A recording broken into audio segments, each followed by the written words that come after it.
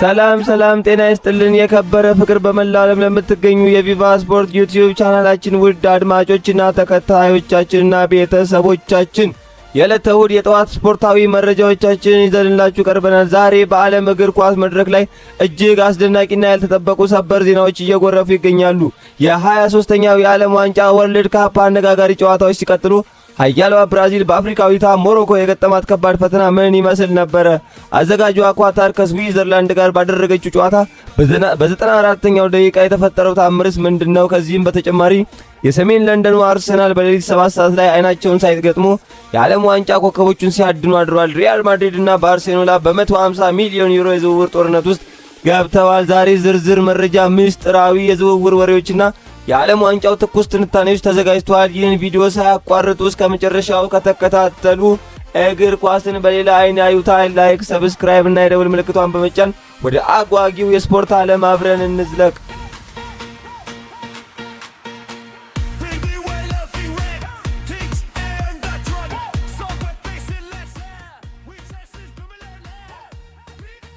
በኢትዮጵያ ሰዓት አቆጣጠር ሌሊት 7 ሰዓት ላይ የተካሄደውና እጅግ ተጠባቂ የነበረው ጨዋታ በደቡብ አሜሪካዋ ኃያል ብራዚልና በአፍሪካ ኩራት ሞሮኮ መካከል የተደረገው ፍልሚያ ነበረ። ይህ ጨዋታ ለተመልካቾች እጅግ አዝናኝ፣ ፈጣንና የተቆጠሩት ምግቦች እጅግ ውብና ማራኪ የነበሩበት ክስተት ሆኖ አልፏል። በርካታ የስፖርት ተንታኞች ከጨዋታው በፊት ለሳምባዎቹ ብራዚል ቅድመ ግምት የሰጡ ቢሆንም የአፍሪካ ስፔን እየተባለች የምትጠራው ሞሮኮ ግን እኛ የአፍሪካ ብራዚል ነን ካሉ በኋላ ሜዳ ላይ ራሳቸውንና የአፍሪካን እግር ኳስ ጥንካሬ በከፍተኛ ብቃት ያሳዩበት ጨዋታ ሆኗል።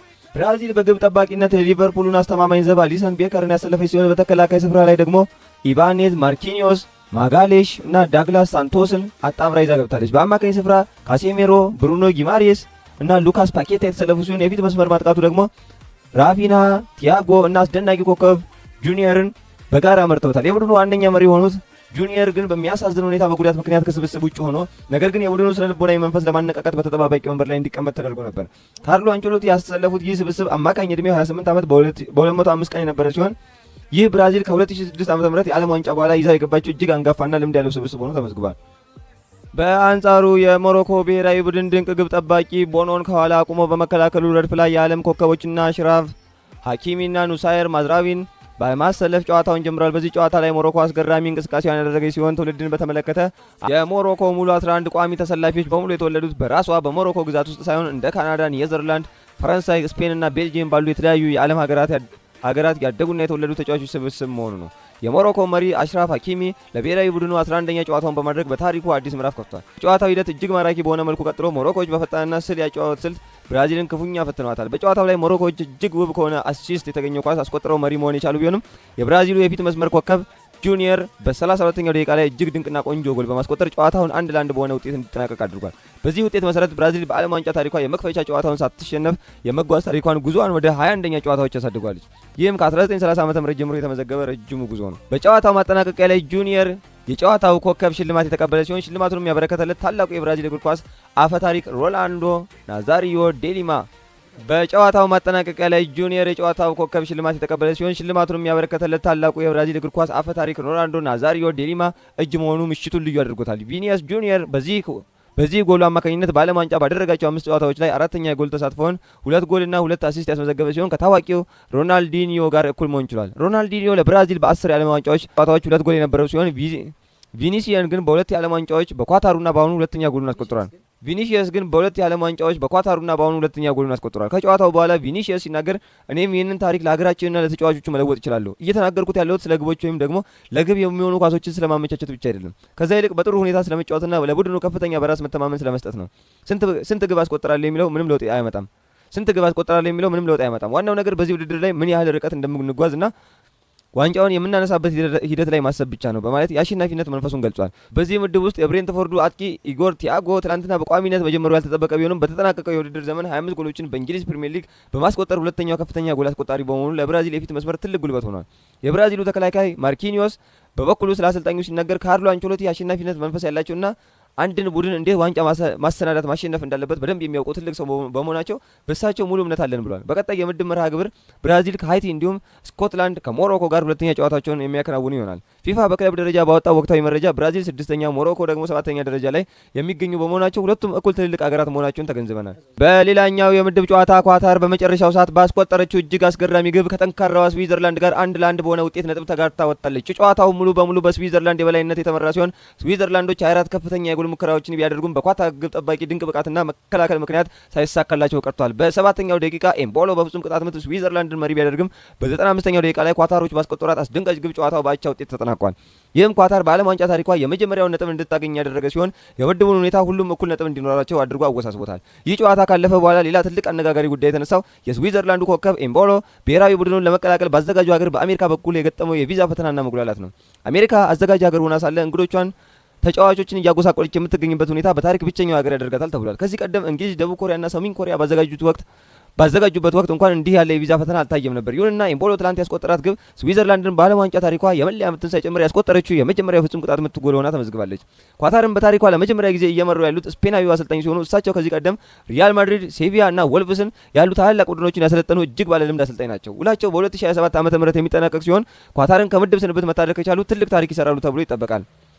እሁድ የሚደረጉት ጨዋታዎች ለኢትዮጵያውያን ተመልካቾች እጅግ ምቹ በሆነ ሰዓት ላይ የተቀመጡ በመሆናቸው ጥሩ የእግር ኳስ ምሽትን እንደምናሳልፍ እርግጠኞች ነን። ጀርመን ከኩራካው ጨዋታው በኢትዮጵያ ሰዓት አቆጣጠር ምሽት 2 ሰዓት ላይ በኤንአርጂ ስቴዲየም ይደረጋል። ጨዋታው ማዕከላዊ ዳኛ ጄላልጄድ የሚመሩ ሲሆን በቫር ዳኝነት ደግሞ ዘካሪያ ብራኒሽ ይመሩታል። ጀርመን ባለፉት 5 ጨዋታዎች 5ቱን በማሸነፍ በጥሩ አቋም ላይ ስትገኝ፣ ኩራካኦ ግን 1 ድል 1 አቻና 3 ሽንፈት አስተናግዳለች። ሁለቱ ሀገራት በታሪካቸው ሲገናኙ ይህ የመጀመሪያቸው ነው። ቅድመ ግምቱ ሙሉ በሙሉ ለጀርመን ተሰጥቷል። ኔዘርላንድ ከጃፓን። ይህ ጨዋታ ምሽት 5 ሰዓት ላይ በኤቲኤንዲ ስቴዲየም ይካሄዳል። ማዕከላዊ ዳኛ ኢስማኤል አልፋታ ሲሆኑ በቫር ደግሞ ፓርከር ጨዋታውን ይመሩታል። ጃፓን ባለፉት 5 ጨዋታዎች ምንም ሽንፈት ሳታይ 5ቱን ማሸነፍ ያመጣች ሲሆን ኔዘርላንድ ደግሞ 3 ድል 1 አቻና 1 ሽንፈት አላት። በታሪካቸው 3 ጊዜ የተገናኙ ሲሆን ኔዘርላንድ 2 ጊዜ አሸንፋ 1 ጊዜ አቻ ወጥተዋል። አይቮሪ ኮስት ከኢኳዶር ከሌሊቱ 8 ሰዓት ላይ የሚደረግ ሌላኛው የአፍሪካ ሀገር ጨዋታ ነው። ስዊድን ከቱኒዚያ ሌሊት 11 ሰዓት ላይ ለሰኞ አጥቢያ የሚደረግ የምድብ ፍልሚያ ነው። ውድ የቪቫ ስፖርት ቤተሰቦች ስለተከታተላችሁን ከልብ እናመሰግናለን። አሁን ደግሞ መላውን ዓለም እያነጋገረ ወደሚገኘውና ትኩሳቱ ወደ ጨመረው የአውሮፓ ክለቦች የዝውውር መስኮት እና የክለቦች ወቅታዊ ሰበር መረጃዎች በቀጥታ እንሸጋገራለን። በተለይም አርሴናል፣ ሪያል ማድሪድ፣ ባርሴሎና እና ማንቸስተር ዩናይትድ የያዟቸውን አስገራሚ ውስጣዊ ምስጢሮች በዝርዝር እንመለከታለን። በሰሜን ለንደን የሚገኙት መድፈኞቹ አርሰናሎች በዘንድሮ የዝውውር መስኮት ላይ እጅግ አስገራሚና ፈጣን እንቅስቃሴ እያደረጉ ይገኛሉ። ትላንት ሌሊት መላው የዓለም እግር ኳስ አፍቃሪ የብራዚልና የሞሮኮን ጨዋታ ሲመለከት የአርሴናል የቦርድ አባላት የስፖርት ዳይሬክተሩ ግን ሌላ ትልቅ የቤት ስራ ላይ ነበሩ። አርሴናሎች የፓሪስ ሰን ጀርሜንን እና የማንቸስተር ሲቲን ከባድ ፉክክር ያለበትና በዓለም ዋንጫው ላይ ድንቅ ብቃቱን እያሳየ የሚገኘውን ያንን ድንቅ አማካኝ ለማስፈረም የመጀመሪያውን ይፋዊ ጥያቄ አቅርበዋል። እንደ ውስጣዊ መረጃዎች ገለጻ መድፈኞቹ ለተጫዋቾቹ ዝውውር መነሻ የሚሆን የ70 ሚሊዮን ዩሮ ጥያቄ ለክለቡ አቅርበዋል። ይሁን እንጂ የፓሪስ ሰን ጀርሜን የቦርድ አባላት በአርሰናል በኩል የቀረበውን ይህንን የመጀመሪያ ጥያቄ ውድቅ አድርገውታል። የፈረንሳዩ ክለብ ተጫዋች በቀላሉ የመልቀቅ ፍላጎት የሌለው ሲሆን ዝቅተኛው የመደራደር ዋጋቸው ከ110 ሚሊዮን ዩሮ በላይ እንዲሆን ይፈልጋሉ። ማርቲን ኦዴጋርድ እና ዲክላን ራይስን ያጣመረው የአርሴናል የአማካኝ ክፍል ይህንን አዲስ ኮከብ በመጨመር የፈጠራ ብቃቱን ይበልጥ ለማሳደግ ሌሊቱ ሙሉ ድርድሩን ሲገፉበት አድረዋል። አርሴናሎች በቀጣዩ ሳምንት የተሻሻለ ሁለተኛ ጥያቄ ይዘው ለመቅረብ እየተዘጋጁ መሆኑን የውስጥ አዋቂዎች ጠቁመዋል። ስፔኖቹ ሁለት ታላላቅ አያላን ክለቦች ሪያል ማድሪድ እና ባርሴሎና በዝውውር ገበያው ላይ በድጋሚ ክፉኛ ተፋጠዋል። የፍልሚያቸው ማዕከል ደግሞ የማንቸስተር ሲቲው አርጀንቲናዊ የአጥቂ መስመር ኮከብ ዩሊያን አልቫሬዝ ሆኗል። ዩሊያን አልቫሬዝ በማንቸስተር ሲቲ ውስጥ ካለ የተሰላፊነት ሚናና ከኤርሊንግ ሃላንድ ጣስር መሆን በመውጣት የቡድን መሪ መሆን ወደሚችልበት ክለብ ለመዘዋወር ፍላጎት አለው። ይህንን ተከትሎ ሁለቱም የስፔን ክለቦች ተጫዋቹን ለማግኘት ከፍተኛ ፉክክር ውስጥ ገብተዋል። ማንቸስተር ሲቲዎች ለተጫዋቾቹ የጠየቁት የዝውውር ዋጋ 150 ሚሊዮን ዩሮ ቢሆንም ክለቡ ካለበት የፋይናንስ እጥረት አንጻር ይህንን 150 ሚሊዮን ዩሮ በአንድ ጊዜ የመክፈል አቅም የላቸውም። ስለዚህ ዝውውሩን በክፍያ ደረጃ ወይም ተጫዋቾችን በመለወጥ ለማከናወን ጥረት እያደረጉ ነው። በአንጻሩ ሪያል ማድሪድ የፋይናንስ አቅሙ እጅግ አስተማማኝ በመሆኑ ይህንን ዋጋ ለመክፈል ዝግጁ ነው። ሆኖም በማድሪድ በኩል አሁን ላይ ሌላ ትልቅ የውስጥ ቀውስ ተከስቷል። ሪያል ማድሪድ በድጋሚ የተመለሱት አንጋፋው አሰልጣኝ ጆዜ ሞሪኖ በክለቡ የተከላካይ መስመር ላይ እጅግ መጥፎ የሆነ ሪፖርት ለቦርዱ አቅርበዋል። ሞሪኖ በአሁኑ ሰዓት በማድሪድ ተከላካይ ክፍል ላይ ባለው የአቋም ማውረድና የጉዳት ዜናዎች እጅግ ደስተኛ አይደሉም። ለቦርዱ ባስገቡት አስቸኳይ ሪፖርት ክለቡ በጥር የዝውውር መስኮት ላይ ወይም በበጋው መጀመሪያ ላይ በአስቸኳይ እንዲያስፈርምላቸው ጠይቀዋል። ይህ የተከላካይ ክፍል ሻምፒዮንስ ሊግ የሚያሰጥ አይደለም በማለት ጠንከር ያለ ማስጠንቀቂያ የሰጡት ሞሪኒዮ የቦርድ አባላቱ ትኩረታቸውን ከአጥቂ መስመር ዝውውር ይልቅ ተከላካዩ ክፍል እንዲያዞሩ እያደረጉ ይገኛሉ። ወደ ኦልድ ትራፎርድ ስንመለስ በካሪንግተን ማሰልጠኛ አካዳሚ ውስጥ ሁለት ታላላቅ ዜናዎች በደጋፊዎች ዘንድ በከፍተኛ መነቃቃትን ፈጥረዋል። የማንቸስተር ዩናይትድ የቡድን መሪና ልብ የሆነው ፖርቹጋላዊው አማካኝ ብሩኖ ፈርናንዴዝ በክለቡ ውስጥ ለረጅም ጊዜ ለመቆየት የሚያስችለውን አዲስ የኮንትራት ስምምነት በይፋ ተፈርሟል።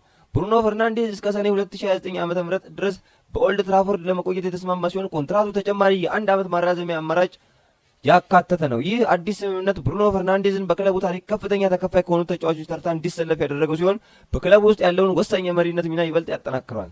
ከስምምነቱ በኋላ ብሩኖ ሲናገር ይህንን ማሊያ መልበስ ሁሌም ቢሆን ኩራት ነው፣ ለዚህ ታላቅ ክለብ የሚችለውን ሁሉ መስጠት እቀጥላለሁ ብሏል። ሌላኛው አስደሳች ዜና የማንቸስተር ዩናይትድ የሎተሪ ዕጣ የሆነ ወጣቱ ኮከብ ኮቢ ሜይኖ ለመጀመሪያ ጊዜ የሀገሩን እንግሊዝ ብሔራዊ ቡድን በመወከል በዓለም ዋንጫ ላይ ለመሳተፍ ጥሪ ደርሶታል። እድሜው ገና ወጣት ቢሆንም በዩናይትድ ቤት ያሳየው አስገራሚ የአማካይ ክፍል ቁጥጥር፣ በራስ መተማመንና የኳስ ስርጭት ብቃት የብሔራዊ ቡድኑ አሰልጣኝ ቀልብ ለመሳብ አልተቸገረም። ይህን የዓለም ዋንጫ ጥሪ ለወጣቱ ተጫዋች ትልቅ እውቅና የሰጠ ሲሆን በዓለም መድረክ ላይ ራሱን ይበልጥ የሚያስተዋውቅበት ወሳኝ አጋጣሚ ሆኖለታል። ትናንት ምሽት ለብራዚል ብሔራዊ ቡድን በቋሚነት ተሰልፎ ድንቅ ብቃቱን ያሳየው የባርሴሎና የክንፍ መስመር ተጫዋች ሪና ሌላ ትልቅ መነጋገሪያ ሆኗል። ከታማኝ የስፔን ምንጮች በወጣው መረጃ መሰረት የሳውዲ አረቢያው አልአህሊ ክለብ ለባርሴሎና እጅግ አስደንጋጭ 100 ሚሊዮን ዩሮ የዝውውር ሂሳብ አቅርቧል። ባርሴሎናዎች በፋይናንስ ቀውስ ውስጥ በመሆናቸው ይህንን ገንዘብ ለማግኘት ቢፈልጉም ተጫዋቹ ግን በካታላኑ ክለብ ደስተኛ እንደሆነና ወደ ሳውዲ የሚሄድ ፍላጎት እንደሌለው በግልጽ ተናግሯል። ባርሴሎና ይህንን ተጫዋች ሽጦ ዩሊያን አልቫሬዝን ለማስፈረም የነበረው እቅድ አሁን ላይ ፈተና ውስጥ ወድቋል። አዲሱ የሊቨርፑል አሰልጣኝ አርኔ ስሎት የቨርጂን ቫን ዳይክ ተተኪ ለመፈለግ በዝውውር ገበያው ላይ በንቃት እየተንቀሳቀሱ ይገኛሉ። ሊቨርፑሎች የባየር ሊቨርኩሰኑን ፒዮሬ ኤንካፔን ለማስፈረም ንግግር መጀመራቸው ተሰምቷል። ለዚህ ዝውውር ሊቨርፑል እስከ 55 ሚሊዮን ዩሮ ለማስወጣት ፈቃደኛ ቢሆንም የጀርመኑ ክለብ ግን ከ70 ሚሊዮን ዩሮ በታች አንደራደርም ብለዋል። ሰማያዊዎቹ ቼልሲዎች አሁንም ቢሆን አስተማማኝ ጎል አስቆጣሪ ፍለጋቸውን አላቆሙም። ክለቡ የናፖሊዮን አጥቂ ቪክቶር ኦስሜሄን በድጋሚ ለማስፈረም ከወኪሎቹ ጋር ሚስጥራዊ ስብሰባ ማድረጋቸው ተሰምቷል።